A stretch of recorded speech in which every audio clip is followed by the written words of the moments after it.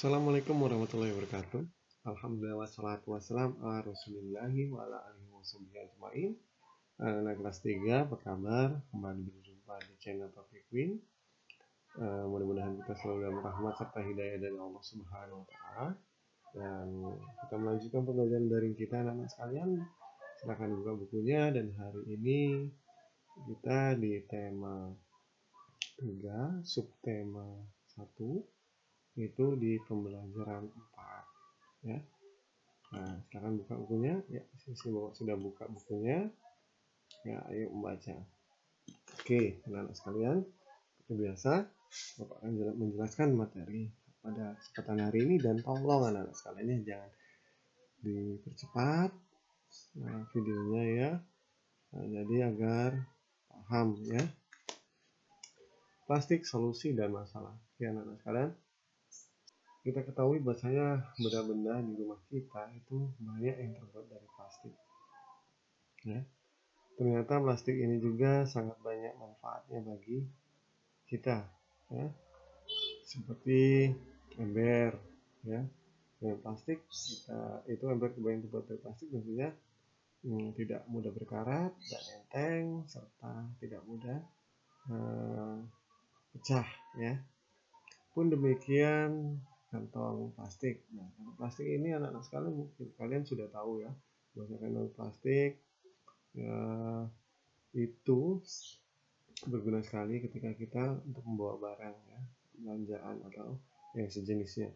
Dan juga kemasan-kemasan botol air mineral, lalu termasuk jajan-jajan ya, snack-snack yang dijual di toko, di warung-warung ataupun di minimarket, itu bungkusnya semua terbuat dari plastik rata-rata seperti itu.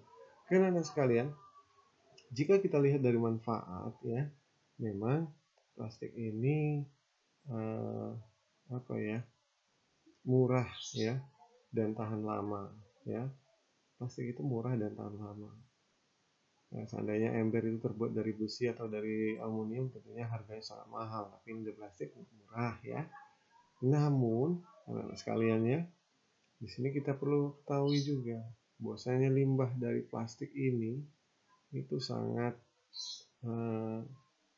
berbahaya ya, dan akan menimbulkan masalah karena dia terbuat dari plastik ini tidak mudah hancur anak-anak sekalian ya. Butuh puluhan bahkan ratusan tahun ya untuk menghancurkan plastik ini secara alami ya. Yang ibaratnya ini kita beli es nih kan, pakai es plastik ya, atau beli minuman air mineral pakai plastik lalu kita buang sembarangan. Nah, ini butuh ratusan tahun, puluhan tahun, bahkan ratusan tahun anak-anak sekalian, dan itu sudah diteliti oleh para ahli anak-anak sekaliannya.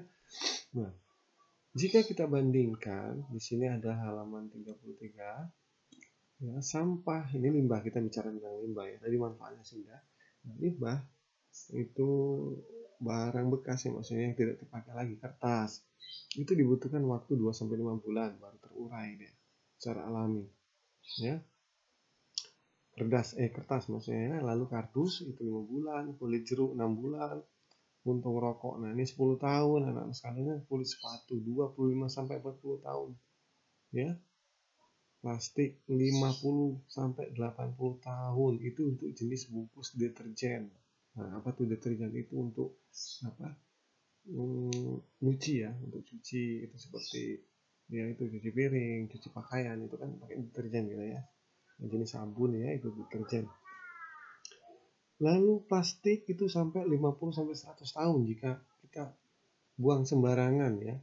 Itu terurai maksudnya ketika dia di tanah ya. Jadi lama sekali anak-anak sekalian. Lalu kaleng soft drink ya, aluminium ada ya kalau di minimarket atau di warung-warung itu ada. Ya. Nah, lalu aluminium 80-100 tahun, baterai 100 tahun anak-anak sekalian. Tuh aja sembarangan buang baterai ya. Jika di rumahnya ada baterai bekas handphone, HP ataupun bekas jam, janganlah sembarangan dibuang. Lalu kantong plastik atau kresek ini 10-20 tahun. Lalu styrofoam itu tidak dapat diuraikan. Nah, Masya Allah, ini styrofoam ini tidak dapat diuraikan anak-anak sekalian. Ini styrofoam ini bahaya ya, sampah styrofoam ini ya. Nah, jadi anak-anak sekalian, bisa kita bayangkan ya, jika kantong plastik itu terurai 10-20 tahun yang akan datang, tentunya ya, wow, bagaimana ini ya, tentunya ya sudah bahaya sekali lah ya.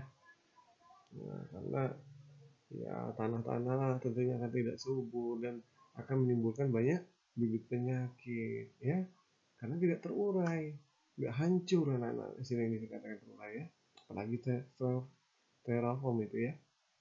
Nah, sehingga dalam mengurangi sampah plastik itu ada 3 cara di sini ya. Yang pertama adalah dengan reduksi ya. Apa itu? Mengurangi.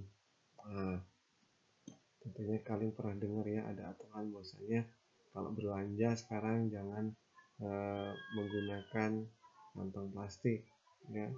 Lalu pakai apa Pak? Ya pakai yang sejenis lah ya, apa yang terbuat dari anyaman, bambu ya, atau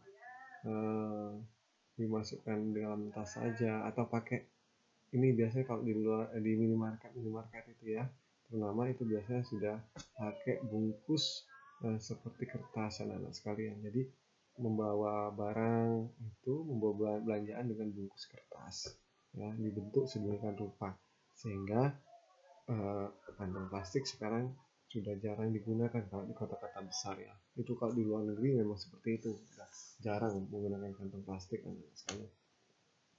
Lalu yang kedua reuse, yaitu menggunakan kembali. Nah, ini di daerah kita atau di negara kita memang sudah pernah ini ya, dikenalkan, dianjurkan ya. Jadi ketika kita mau ke pasar, ibu-ibu kita ke pasar, ingatkan, Bu, bawa kantong plastik sendiri. Jadi kantong plastik yang ada itu jangan dibuang, selagi masih bisa dipakai, tidak bolong, tidak jebol, itu disimpan nanti kalau pasar. Jadi ketika kita membeli suatu belanjaan barang itu tidak menggunakan kantong plastik dari tempat yang jual ya, seperti itu. Sehingga untuk bertambah kantong plastik itu akan menurun ya. Dan yang ketiga adalah dengan mendaur ulang atau recycle ya. Mendaur ulang ini tentunya kalian tahu ya, ada beberapa plastik yang bisa didaur ulang anak-anak sekalian ya. Didaur ulang itu diperbarui lagi. Jadi bukan menciptakan yang baru, tapi diperbarui lagi. Ya, jadi seperti botol-botol air mineral gitu ya, yang biasanya diambil orang, lalu dimasukkan pabrik dan didaur ulang kembali. Reduksi ini sudah Bapak jelaskan dia adalah mengurangi penggunaan plastik ya. Contohnya ketika belanja ya, membawa tas belanja sendiri, tidak perlu menggunakan kantong plastik. Tadi sudah Bapak jelaskan ya. Lalu reduksi adalah manfaat kembali sampah, memanfaatkan sampah plastik itu ya. Jadi ibaratnya, apalagi sekarang lagi musim bunga anak-anak sekalian ya, kalau ada botol minuman yang mungkin agak besar yang bisa dibuat pot bunga, itu silahkan dibuat, itu lebih manfaat ya, timbang harus dibuang sembarangan, itu lebih bahaya. Lalu yang ketiga adalah recycle ya, adalah daur ulang sampah plastik, biasanya dilakukan oleh pabrik seperti Bapak sampaikan tadi ya. Sampah plastik tidak dapat dicampur dengan sampah yang lainnya anak sekalian ya. Lalu sampah plastik itu harus tersendiri, tidak bisa dicampurkan dengan sampah-sampah jenis daun yang nantinya seperti sampah-sampah jenis apa ya, tumbuh-tumbuhan yang sudah layu itu kan itu cepat daur ulangnya ya, terurai cepat dan bisa juga menyuburkan tanah ya. Tapi kalau plastik tidak bisa anak-anak sekalian ya. Lalu di sini ada lambang anak-anak sekalian ya. Ini ada lambang, kalian mungkin sering lihat ya. Nah, lambang ini baik di TV, di iklan ataupun di di barang-barang ya, logo-logo barang yang ditempel, dibuat seperti ini. Nah, ini agar kalau kita membuang sampah ya, nah, sampah tersebut ya jangan dicampur dengan sampah yang organik ya. Nah, ini termasuk sampah non organik anak-anak sekalian ya. Sampah organik itu sampah-sampah yang tidak terbuat dari plastik, yang dasarnya seperti sampah tumbuh-tumbuhan, apa daun kering segala macam ya. Dan gunakan plastik dengan bijak agar bumi selamat ya, seperti itulah. Oke anak-anak sekalian, demikian sedikit penjelasan materi pada kesempatan hari ini.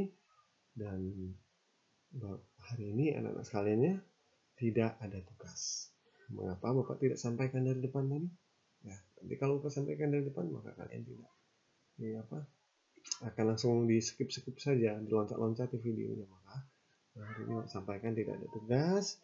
Ya, kalian cukup membaca saja dan mendengarkan apa yang menjadi apa yang Bapak jelaskan pada kesempatan kali ini, dan tentunya tetap belajar anak-anak sekalian.